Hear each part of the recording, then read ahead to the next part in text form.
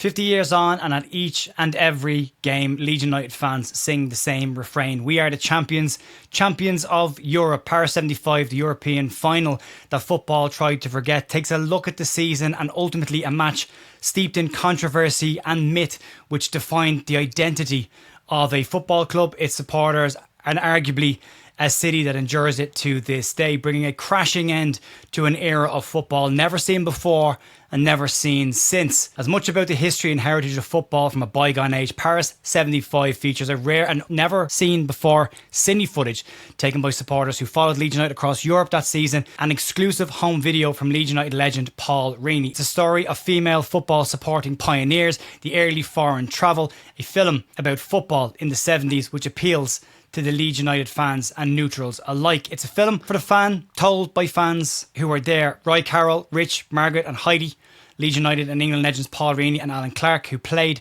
and other key figures who witnessed that season and that final.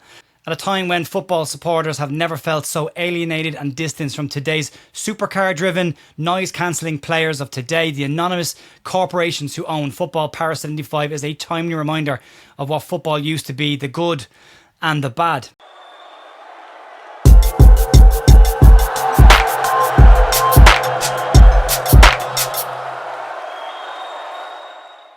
Hi folks, welcome to a slightly different version of the Leeds View podcast. I am delighted to be joined by Harvey Marcus from Bruce Films, who is the maker and everything about the documentary of Paris 1975. Before we get into just doing the initial introductions, just to give you a little bit of a walkthrough into where we got to before we got to 1975. Leeds United had played AC Milan in the 1973 Cup Winners' Cup final in Europe and lost that game, but Leeds would file an official complaint to UEFA about potential bribery allegations against the referee for that match. Leeds would be unsuccessful in that appeal and the match wouldn't be played, but the referee Mikas at the time would never referee an international game again.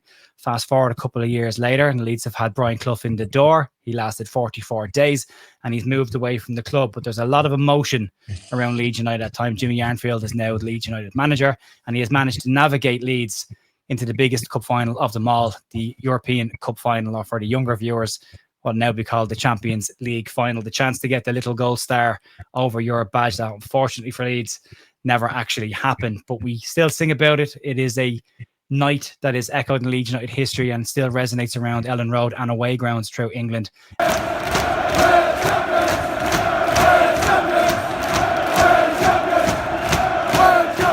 Every single time those white shirts take to the pitch, and I wanted to introduce the man Harvey Marcus, who has brought us to this part of Leeds United's history, a part of Leeds history that will not go away. And as is described in the promotion for this and the title of the documentary itself, the European final that football tried to forget, but Leeds United fans definitely never and probably will never forget about that. Harvey, thank you very much for taking your time to join us tonight to talk about the documentary and that night in Paris. Firstly, how are you? I'm good, thank you. I'm very good. The film has exceeded expectations. I've been almost 3 years working on this now.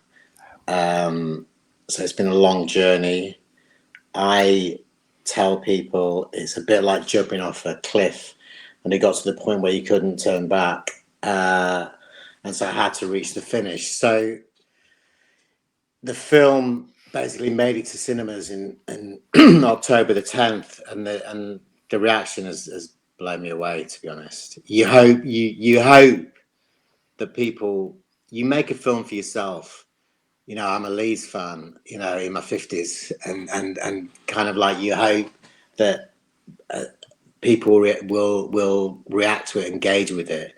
But I've been overwhelmed by how Leeds fans have responded.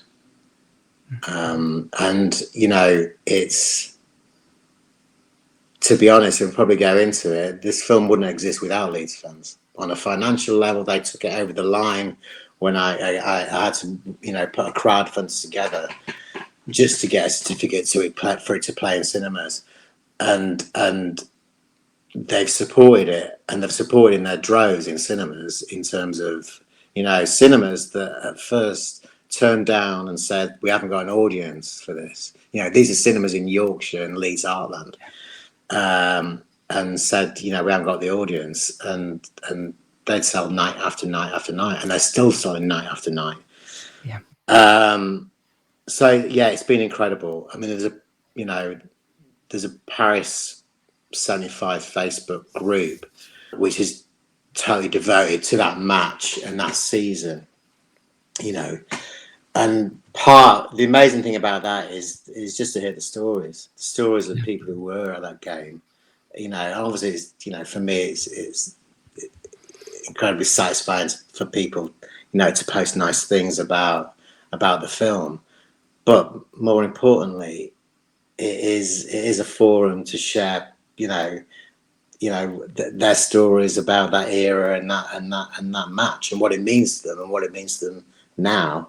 It is amazing. It's an amazing story. It's an amazing night. It's amazing how that night has carried for so long and so many generations. I mean, you said that this film doesn't exist without Leeds United fans, but the Leeds United that we know today doesn't exist without that Leeds United team. And one of the biggest songs that echoes around Elland Road still is "We Are the Champions, Champions of Europe," and that is from that night, or relates back to that night. But that night was an incredible night in Leeds history, but just in world football as well. It's described in a lot of places that I looked up when I was looking for more detail on the actual narrative around that game. It's described as one of the most debated and controversial finals in European football history, which is a hell of a title to put on it. From speaking to people about this, the players, the fans that went there, talk to us a little bit about the night itself, the 1975. I know you weren't there yourself, it was I, but what the vibe was around the place at that point. The game itself, just for people who might not know, Leeds lost 2-0, but Leeds had a goal ruled out that should not have been ruled out for offside against Billy Bremner, who was not interfering with play. There was 2 penalties turned down. Munich scored twice late on, and there was a riot after the game, but we'll get to that part in a bit more detail. But from speaking to people at the game who you spoke to and the players themselves, what was that night like for them? I mean, it's a match that I've been obsessed with for years, and something you could even see up until a few years ago. There was no footage knocking around on YouTube whatsoever at all. Now you can see the Lorimer's disallowed goal and Clark's penalty. For me, in terms of Paris 75, it was putting that match into context, why it means so much, and arguably came to define what the club is all about, why the fans are so special, why that team that Don Revie created is so special. And interestingly enough, I was doing a Q&A the other day, and well, actually it was 2 Arsenal fans, but funny enough, and it was just after someone asked the question, what do neutrals think of the film? And I said, I don't care. It wasn't, similar to the Phil Hay quote. It wasn't made for them. And it really wasn't. The film was made to pay homage to that great Leeds United team. But as important, if not more important, to pay homage to the fans who support Leeds and basically have carried that spirit for 50 years. Not just through that song, but basically have carried the club in when it's got gone down into the 3rd division, when there's 44 days or 45 days of Hockaday, and sunk to the depths. Yeah, it's the Leeds fans that make Leeds United what it is, and it makes Leeds United such an enticing prospect for people like the 49ers and brand spanking new corporate sponsors. And I actually thought it was incredibly telling that on the anniversary of that match, arguably the biggest match in Leeds United's history, there was no mention of that match in the official kind of like socials. And so, part of this, but as I say, the most important thing about this is basically to celebrate those fans. Going back to the original question, where were we at? I'll put it up in a little. I mean, it's putting that match into context of the time and of now. but by using the stories of then kind of thing. Yeah. In terms of that 70, you know, and it does go into, you know, if you didn't know, if you came to Leeds United this season, you're a new fan. I'd like to think all you have to do was watch the film to know what it means to be a Leeds fan, what the club means to the fans, and what that team means to the fans. And so you mentioned 73 and the Cup Winners' Cup final, and that match is covered in the film. You know, Paul Reaney, who is one of the two Leeds legends who appear in the film, him and Alan Clark, captained the Leeds team on that night. And it's a well-known fact that basically the referee was bought off by AC Milan. He was banned and never refereed again. Never again. Yeah. And without giving too much away of the film, but as one of the what I call the super fans, because they followed them through all that period, remain season ticket holders now. You know, are in their late 60s, 70, etc. now. Said, you know, it's the only occasion they've seen a losing side kind of cheered around the pitch and the winning side booed and jeered. And so 1975 was the culmination. Leeds being Leeds, they'd lost Don Revie. Again, another part of the film is Don Revie came to Leeds and was vocal about taking Leeds,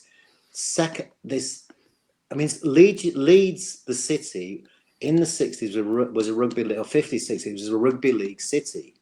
Yeah. Leeds United, you know, they'd had the odd year in the first division, but spent most of it in the second division, bouncing up and down, until Don Revie turned up and basically changed that and said we were going to win the European Cup, which is ludicrous to think of it. This team languishing at the bottom of the second division. So it does give a potted history of that from a fan's eye view. And then you do get to 75, and the context of that season being that Don Revie had gone to join, rather than, and I do broach this with the players, why didn't he stay? Don Revie decided to basically become the England manager. And I don't know, Leeds do Leeds things, don't we? And essentially, they decided not to appoint Billy Bremner or Johnny Giles as manager. Yeah, they should have. And go with the man, as who's, you know, some of your sort of listeners and viewers might know, the Leeds United's nemesis, Brian Clough, who'd spent however many years slating Leeds United, the arch enemy of Don Revie, and then came in and called all the players cheats and they should throw the medals in the bin. So they'd done a Leeds. I mean, maybe that's when it started. I don't know whether they did a Leeds before then, but like they shot themselves in the foot with that. Appointed Jimmy Armfield. Jimmy Armfield's influence is something that I kind of get into in the film as well, which is really interesting. Me as a Leeds fan, I had that privilege of being there, able to interview these players who were there, these legends who were there. And so I wanted to ask the questions that I've been wondering myself for years: the influence of Armfield, the influence of the players, how you know, who was in charge. 75, basically, they'd missed in 1970. They'd reached the semi-final against Celtic. Had to play that, and this is another area that's kind of covered within a fixture list that I don't know. I can't remember, 10 games in 22 games, something like that. And they'd lost out to Celtic, who went on to win the trophy that year. Paul Reaney himself had broken his leg in the West Ham game before the second leg. And this was the last throw of the dice, as they say in the fans say in the film. This was it. This was the swan song. This was meant to be the pinnacle. This is what meant, you know, what Don Revie set out to do was win the European Cup. And it was still his team. And even, I think, in the trailer, it shows that, but it's like even the commentary. You know, Don Revie's in the commentary box that night, So, the players are looking up at him. The commentators basically saying this is Don Revie's team. Yeah. And, for a lot of those players, I think it was Johnny Giles' last game he ever played for Leeds United, that match. And it was now, and basically this was meant to be it. This was the icing on the cake. This is what they've been building up for all those years. And then going into the game, the people believed, Leeds were good enough to win it.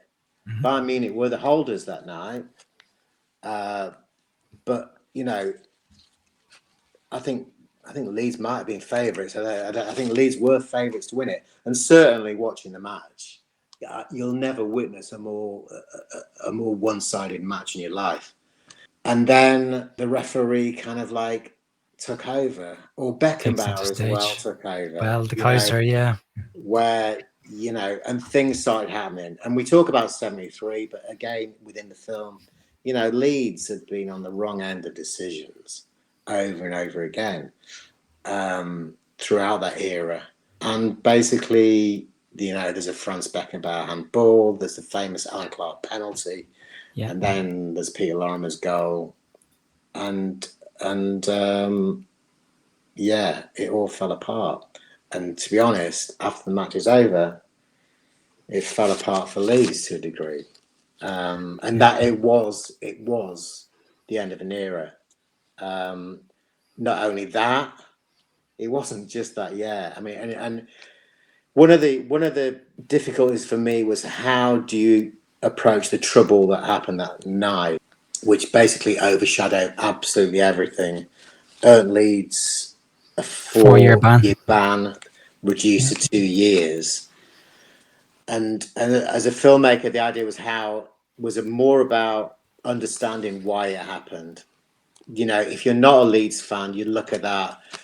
Leeds fans didn't like the result, the way it was going. We're going to try and get the match kind of abandoned. And, that would have been, that it was, I know, because it's in the film, that was in the minds of some. That has to come from the echoes of 73 as well. That has to be in the back of their head of we were robbed in 73, the bribery scandal is happening again. Not just so, like the film, again, you can go back to 1967 in the FA Cup semi-final, Villa Park against Chelsea. And I make parallels in the film where Peter Lorimer has a, absolutely, stone cold goal disallowed because the Chelsea wall's not 10 yards back. And you go through 67 and you'll go through 1970 and the FA against us and the Football League against us and the West Brom game where basically there's obvious offside. And these things just mount up to the point that it's not, some kind of conspiracy theory. That there are it's proven in these cases. Provable. Yeah. And you get to the FA Cup, the European Cup final. Spark is waiting to happen. It's happening again. Yeah. And so to give context to the trouble without kind of like, as I say, you don't want to glorify that trouble. But whilst other fans might, other fans outside of Leeds and even Leeds fans themselves might look at it and go, it wasn't that clear cut. It was, this is 10 years of frustration that's built up. Yeah. And the title that should be it's a powder keg of frustration, and that's spark on that night, and that's it. Yeah. Boom. And the papers the next day, and in the film itself, there's I got in touch with a photographer who was 18, who covered that European, who was there in the Parc des Princes, 18-year-old Mark Leach, who's brilliant, and he.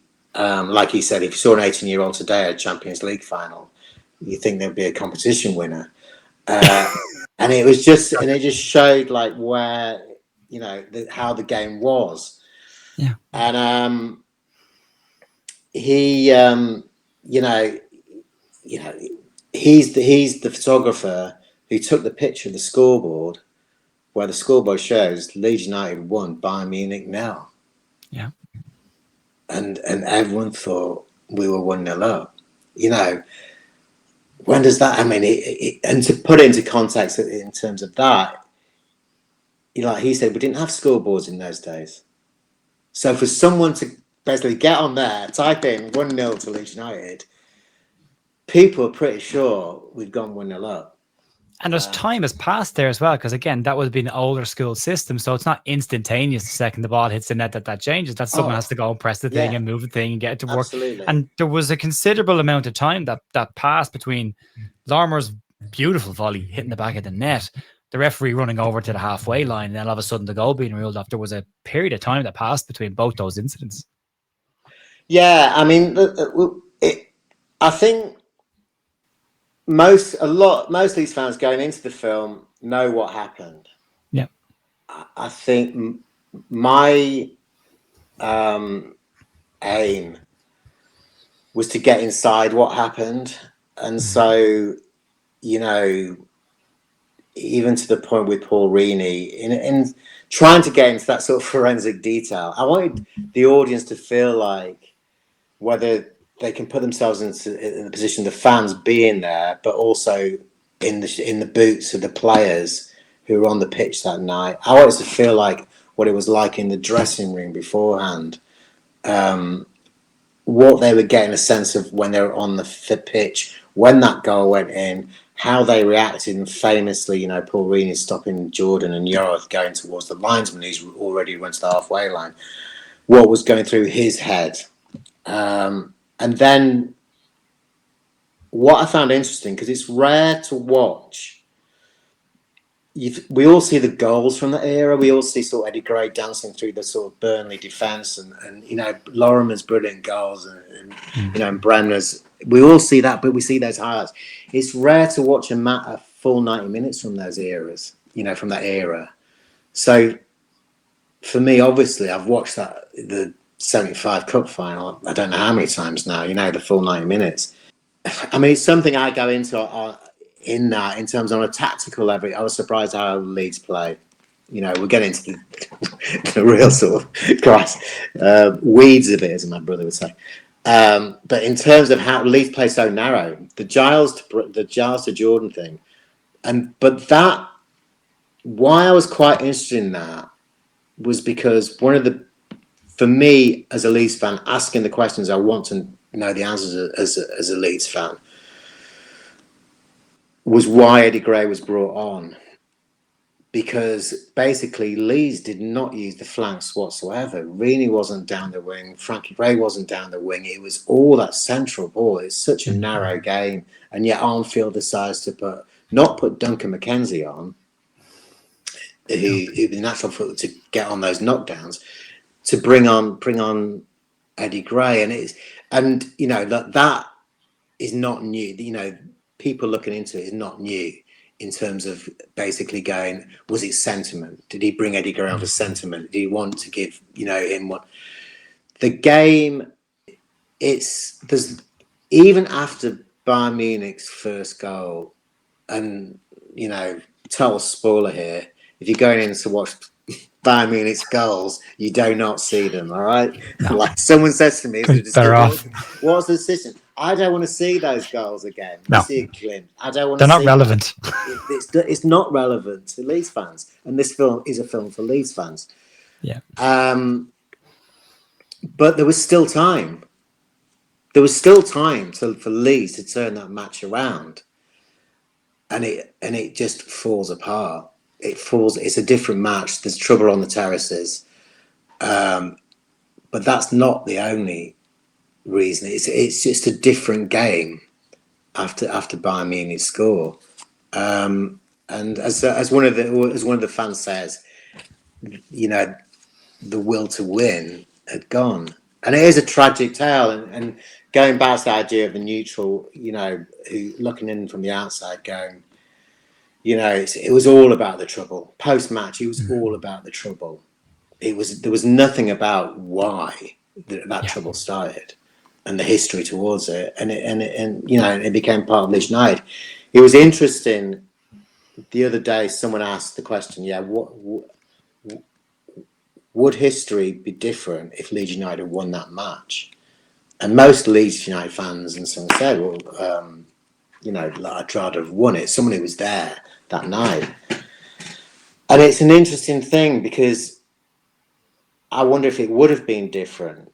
I wonder if the fans would have been different, because for the fans to sing "We're the champions, champions of Europe," and look, there's conjecture of when that chant started. I've had people on my Facebook group saying, "Oh, it started way beyond that," but Roy Schofield, he's in the film and began supporting in '61.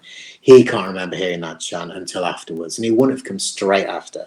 The fact that Leeds fans, and that's what the film is about. Why do we sing "We're the champions, champions of Europe"? Why have we sung it for 50 years? And like they say, where the opposition fans are going, "What the hell? They weren't champions, were they?" And the film does start with me even asking Leeds fans outside the ground, why do we sing "We're the champions, champions of Europe"? And the results were really interesting because obviously, those fans of a certain generation, you expect to know, 99% did.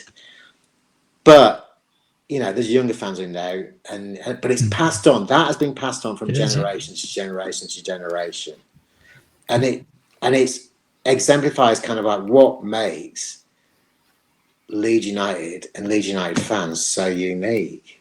And I've been asked, and I'm speaking to fans from other, friends who support other teams, and they were thinking, "Oh God, what club, what team would we, what era could we cover in this thing?" And you couldn't. There's no parallels, because basically other teams could point to a few different eras where they've had so-called great teams. Leeds United, give or take, Wilco's 92, brilliant, but that, what did that last? Two and a half seasons? Leeds United, as we said, Raving made Leeds. That team made Leeds United. There wasn't a Leeds United before that team, so there's nothing you can compare it to. And yeah, it's the fans that have kept that spirit alive. Would it have been different if we won it? And it's a good conversation to have, but sadly we didn't. I don't. Yeah, It's the sliding door moment, isn't it? Like, what direction do Leeds go if that happens? What change happens? What's the knock-on effect? Yeah, 20, 30, 40 years. What are we talking about Leeds now? Are we talking about Leeds as multi-time European champions in a different type of club? Maybe we're not talking about Leedsy things happening because they may never have happened then because of that. And look, there's two. Look, there wasn't. Or it goes the other way. There wasn't the same money, obviously, in the game as there is now. But Leeds United were the Man City of their day. In comparison to other clubs, they had a decent pot of money. To basically break the transfer records on Duncan McKenzie.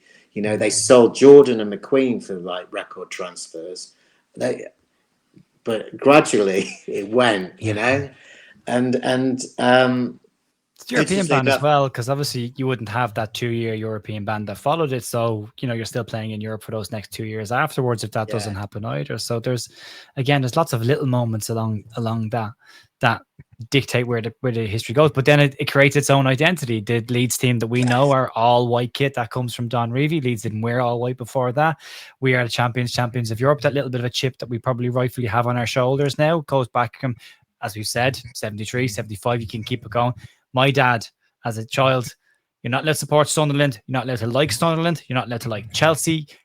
This is why we sing "We Are the Champions of Europe." Let me tell you about the referee in the Cup Winners' Cup final. Let me tell you about the 1975 Cup final. So before I ever became aware of everything that surrounded Leeds, that was drilled into me very young as a child. Like, these are us. This is why we don't like these teams. This is why we sing this song. This is why we wear these colours. It's the identity carried itself all the way through. Absolutely. All the years. I think that's the thing.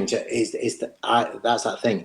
That identity, I think, was formed then, and particularly in that match. Is my argument. I think that identity that Leeds United fans have was formed in that match. Just on that 73, I mean, there's lots of conspiracy theories and such go around. 73 was interesting because apparently Leeds did get offered to replay that match, and they turned it down. Oh, okay.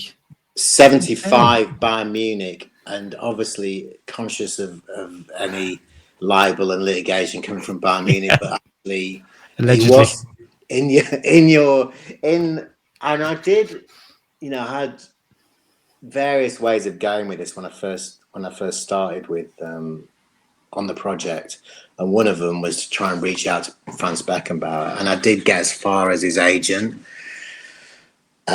with the idea, putting Alan Clark and Franz Beckenbauer in the same room, and then he passed away, and That would have been a conversation.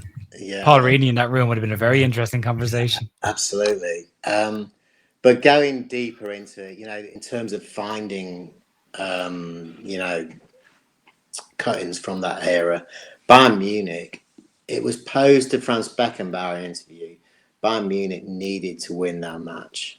They couldn't afford not to win that match.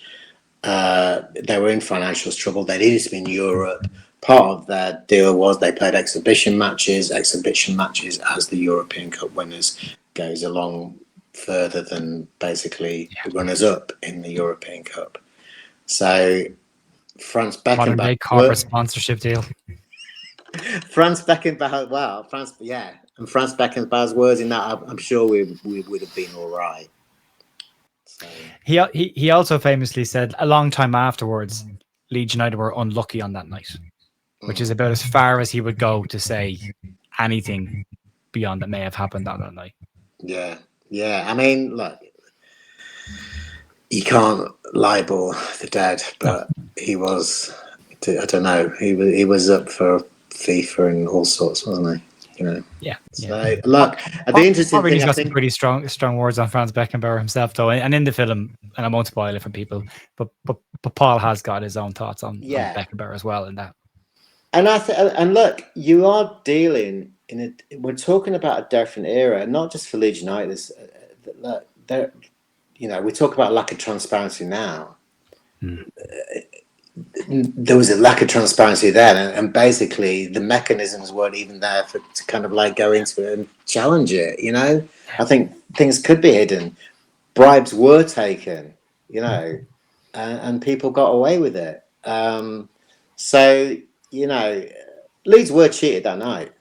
There's no doubt about it. Who did the cheating? Probably we'll never know. That's the point. And no one's going to own up to it now.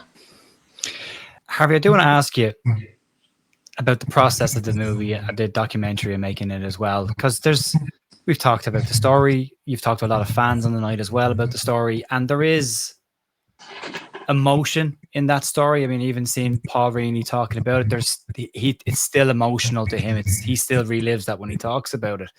How did you separate historical fact, putting this together, from emotional storytelling as it may happen over years? To be fair, I don't think you need, the way I make films, I don't think you needed to separate the two. And I think in terms of one thing that people, when I was trying to get into this, trying to get the film into cinemas, and like you say, it's like, I'm a one-man band. This is Paris 75. I'm kind of like filmmaker, editor, distributor, marketeer, and PR. And thank you for having me on. This is part, but my feeling was, like a lot, many Leeds fans, I've seen interviews about that game. I can go on YouTube and but they're generally on sports channels, and the focus is very much on the game. And like we all know, football is played on a pitch, but a heck of a lot of football in terms of is played in your head and elsewhere. And that idea, my feeling of trying to get the emotions, I'd not heard them.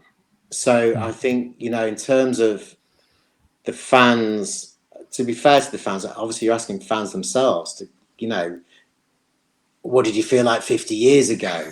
And as Rich, who's in the film, said, it's like someone in 75 asking you, what was it like in 1925?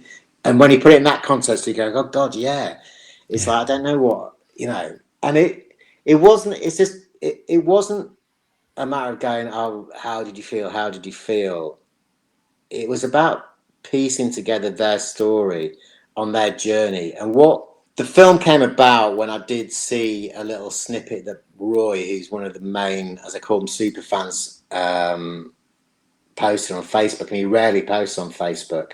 And because I'm familiar with every little bit of footage from that era, the massage, the carpet bowls, the massage table, which seems odd now, then to see it's the footage basically of Leeds United training before the 1973 Winners' Cup final. And I knew it was so rare that I immediately dropped in a message on Facebook and said, do you have anything else? And do you have anything from the 75s? And then he told me that, yeah, I took it basically through all the rounds, and we went to every away game. And this gang of supporters, which are, Roy Schofield, Richard Bings, Carol Parkhouse, and Margaret Clark, who are the four, and then Heidi Haig, who comes in as well. They followed Leeds home and away to those matches on that European run at a time when fans didn't travel. You get the numbers when you get to the Anderlecht in quarter final. You get more numbers, but when you're talking about Switzerland and Budapest behind the Iron Curtain, the old Iron Curtain, people didn't travel in those days. So it was kind of like piecing together those emotions, and then and what it felt like to be a fan during that era, which is, it goes without saying, it was a different era. It was an era when the bond between players and the fans was so different. It's like another world. And one of my favourite bits in the film, which has got nothing to do with the match itself, is that those familiar with Elland Road will know the Elland Road Cafe that's across the road from the ground, and that used to be called Sheila's Cafe. And obviously Leeds United, where the car park is out beyond the West End, that was the Fullerton Park training pitch, and the players used to train there. And when they finish, they'd go and have their lunch over at Sheila's.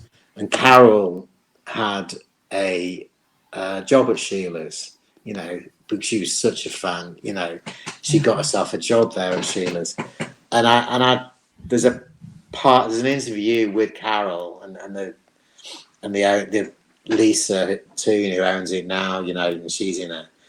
And it's you're only talking about this. It's a truckers' cafe, and it wasn't back in those days. It is now, kind of thing. Everyone should go. It's wonderful. But what it is, it's a museum. And when Carol's talking about them, serving those players, when Billy Bremner's coming in and Norman Hunter, everyone loves Norman Hunter, by the way. I mean, he just seems such a lovely, lovely bloke. These ghosts appear.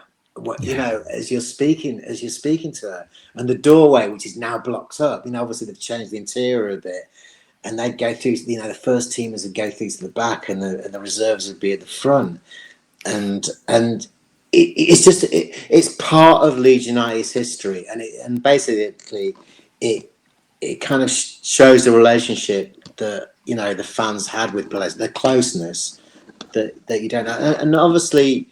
With that team, you had players there who played over a decade, who played for that club, who had testimonials, which no one's going to match those kind of like appearance figures that they had, in those days.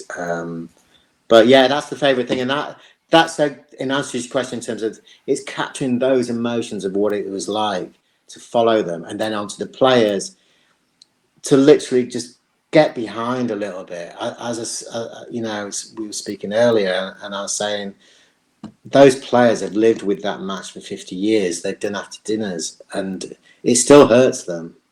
Yeah. I mean, I've watched the film hundreds of times now, and it still hits me at the end. I had a message from someone who went to see it last night. And he said he went with his father-in-law as a Leeds fan, And he said we both, cried, and at the end, and he says, and I'm a 55-year-old Forest supporter, and it still gets me, and I think it's not just for something lost, it's for something. It's about, and I think that is part of it, but it's also what that team means, and essentially what that team means to Leeds United, and those players who are still with us cannot be lauded enough in my eyes, and not be respected enough, because they built that club, and that's part, and those are the emotions of it, and they went to themselves, but it's really interesting. Look, the loyalty they have towards Don Revie and to each other is well documented. That's nothing new. But to speak to them and sort of witness it and dig a little bit deeper is really interesting. The emotions that the feelings that they have, and that match in particular, as I say, it still hurts. It still hurts. It still hurts them. It still hurts the fans who are in the film. I say to people, you know what I say to people is, because I go like, you can't. It's a weird film. And the other day when we lost against Forest, there was a couple of showings. There was one in Leeds and one down in London, like where I live, and I was thinking, I'm so glad they pre-booked, because we're asking. We've just gone through that, and then asking them to watch the biggest defeat in the club's history, and for some fans won't come and see it. Some fans can't bear the idea of coming to see it. They're not ready to see it, and I sort of say it's like when you have a defeat and you avoid all media. You don't want to see. You don't want to watch. You don't watch anything. Watch people like yourself. Exactly. And then after a bit, you think, okay, it helps to watch people like yourself, because you understand why we lost. Context. That European Cup fan, it's taken 50 years to have that same feeling. Okay, we'll revisit it, see why we lost. Maybe it's not going to heal the pain, but at least you'll get a little bit of understanding. It's a funny.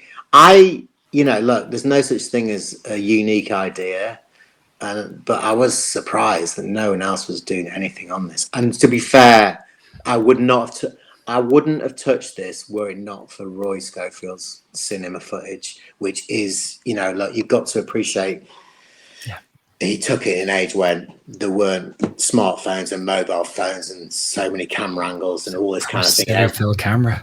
Yeah, absolutely. You've got a cine camera. You were able to walk into grounds and film your heroes right in front of you.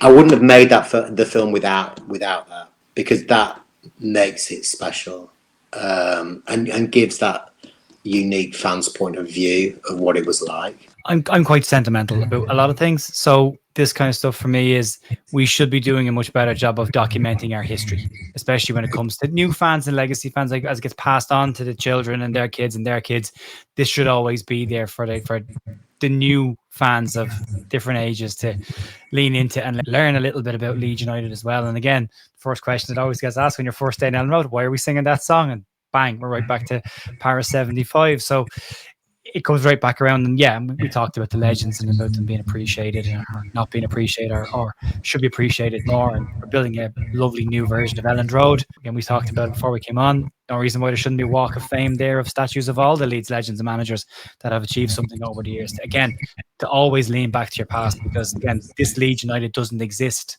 without that Leeds United team from 1975 and the Don Revie era as well. We don't get to where we get to today. Have we talked about distribution of this? Because obviously it's an independent film. It's something that you put your heart and soul into. You've done everything about this. There's two things. One, the distribution and getting this out to people in the first place.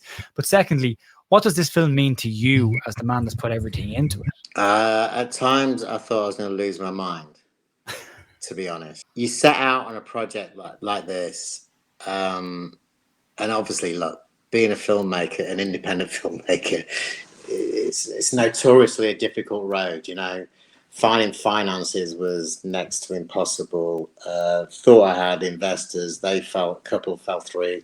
And as I always say, it's kind of like the film would not exist without the support of the Leeds United fan base, and quite literally, because basically the last.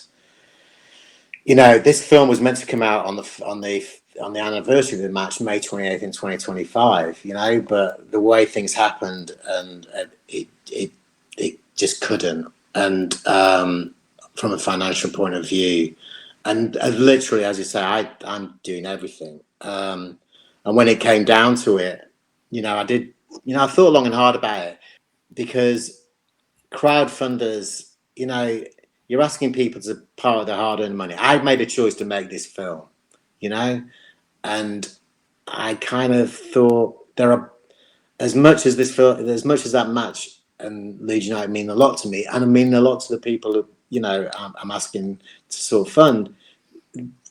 There's probably better things to kind of like, you know, donate to, and I did a more worthy causes, you know, that haven't arguably. But it was their support that put it over the line, allowed me to get literally a certificate for the film that allows the film to be shown at cinemas. I had an independent film out last year, and that introduced me to kind of like literally picking up a phone to cinemas and saying, "Will you program my film?" Without going into that, it just gave me an introduction.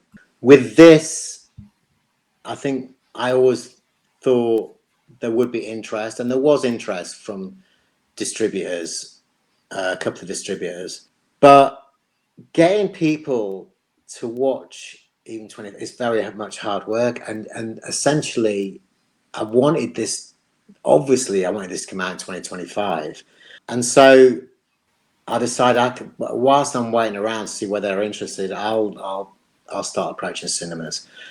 You'd think that would be an easy task in kind of Leeds and Yorkshire, but it was incredibly difficult. People are snobbish about football documentaries, and as much as you kind of tell them it's not just about football, it's about society, it's about people, it's about how we've changed. You know, it's what brings us together. Still not interested. But then some were, and then it grew, and basically it opened on October the 10th. It kind of is, you know, it's played throughout Yorkshire. It's played in, it's played in places up and down the country, whether it be, you know, Glasgow, Cardiff. I always say I sound like David Brent at this point, because Glasgow, Sittingbourne, Nottingham, Stockport, and I mean, some of the places like Sheffield, you know, this is an independent film, and you've got to be realistic about what it is. This is not kind of the new Downton Abbey or Taylor Swift's new movie, you know. And so to fill venue, you know, 100 plus in Nottingham, it plays 150 fans. In Sheffield, it sold out 2.5 dates, 2.5 dates, like 2.5 theatres over 3 dates. In Stockport, it did similar, and it continues to grow. It is, you know, at the minute it's playing in Leeds Showcase. It's going to play in the Everyman. It's going to play. I'm very thankful to say, because I've been pushing it for ages, in Dublin, and also London as well. So it's available. It's not widely available. I'm inundated with people on the group asking, is it going to be out on DVD? Is it going to be a stream? And I kind of sort of say I'd go crazy if I wasn't doing it one step at a time. Obviously, it's a lot. I want it out there, and I want to give Leeds United supporters this chance to see it. I'm exploring kind of like streaming possibilities, how to do that. And it will happen, but it just won't happen tomorrow. But I'm hopeful that everyone who wants to see it will get the chance to see it in some shape or form. But it is one thing I say, and probably every filmmaker would say that, it is best enjoyed with others. It's best enjoyed with other Leeds fans, and probably the conversations that go on before and the conversations that go on afterwards. That it is about, because that's what football is about, is a community. And one of, it highlights doing this, because, you go to matches and, you might speak to the person next to you or whatever. What it highlights is that, is that football fans come from, all different parts of the country, all different backgrounds, and they're joined by this one thing, and it highlights that. And it's really, as I say, one of the most rewarding things is speaking to people after it. And I've done a few Q&As and just being able to chat about the match, and obviously, like, instantly the Paul Reaney, that what appears in the film is 20 minutes of essentially a 4.5 hour interview, Yeah. And for me as a Leeds fan, there's two things, because you mentioned it earlier. You talk about kind of like respecting and paying homage to these legends in some shape or form, which, like you, I cannot understand. Part of this film is about saving those stories. It's not a film just for this generation. It is for, next generation and the generation after. Because when their stories, I don't want to get all morbid, but when they go, the stories go with them. Those stories go with them, and they shouldn't be lost. And it's incredibly heartwarming when people talk about taking their grandson or their granddaughter to go and watch it, and stuff like that. It's brilliant, to hear like different generations going to watch it in the same way you'd take your nephews or whatever, nieces to a match, and it has that. I mean, I want it to become an annual event. Every May 28th, I want to bring that film out and get it. And to be honest, I have started that conversation, and cinemas, because Leeds fans pack them out and Leeds fans buy a few drinks as well, are incredibly receptive to the idea that basically it becomes an annual event, and as it should.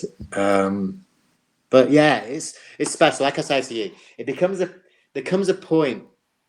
You work in a vacuum for so long, and you make this film, and you hope that people, and you want to make a film that you like first of all, and you hope that a few others will like it. But I didn't expect, and thank you to Adam Pope and Graham Smith and the YP. Basically, it was a relief to kind of like. So they gave incredibly favourable reviews from it very early, and I don't know them. Excellent reviews. And it basically took a weight off. But after a point, it no longer become yours. It sort of belongs to everyone else. It's their film, and I say, and someone said it'll never happen. It's like I think if you just starting supporting Leeds, you should watch that film. If you've just signed for the club, you should watch that film. And you'll know what the club means and what the fans mean, and etc. So yeah, Harvey, it's been an absolute pleasure getting to discuss this with you and talk about Paris 5. If anyone wants to find any information out about you or the process, where can they find you? Yeah, they can go to, there's the Paris 75 Facebook group, Paris 75 the documentary, or brucefilm.com/Paris75, and basically that's updated. There's all the media news. I'll probably post you on there, Jen, and kind of like and they can basically. There's a Paris 75 website, a Paris 75 Facebook group, Paris 75 the documentary. There's a YouTube channel with a few things on there, but the brucefilm.com/Paris75 tells you all the news and all the updates and dates coming up, etc., where you can see the film. Yeah, that's about it.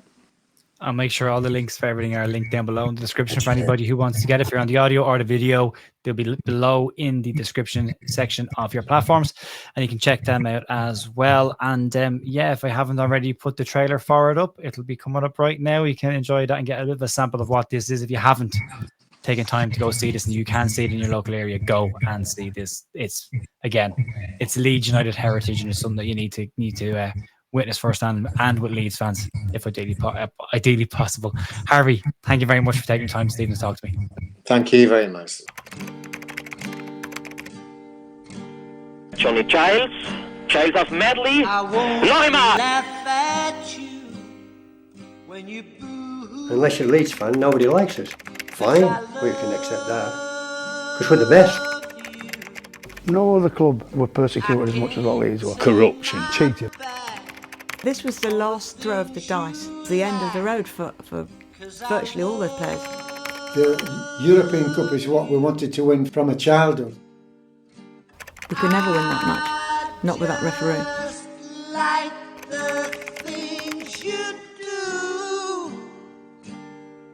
Football was very much a working class game. Leeds United were literally the shining white hope of the city. There were a lot of violence going on. You had to run to get to the ground, and on the way back you had to run even quicker. It was a man's game. Yeah, absolutely, they got abuse. People didn't really go abroad that much. I'd never seen a duvet before. I remember just standing there and thinking, this is amazing, this is something special. You said to me on the phone that after the Barcelona match you were approached. We just couldn't believe what we were told. Beckenbauer had an involvement. Was you playing or was I playing? It was a culmination of 10 years anguish, and it all just exploded. I was obviously felt at that point, 18, I was way out my depth. There was a seat chopped into the turf. I got in touch with him and said I was running a project on top European referees. I just wanted this referee to admit that what he'd done wrong.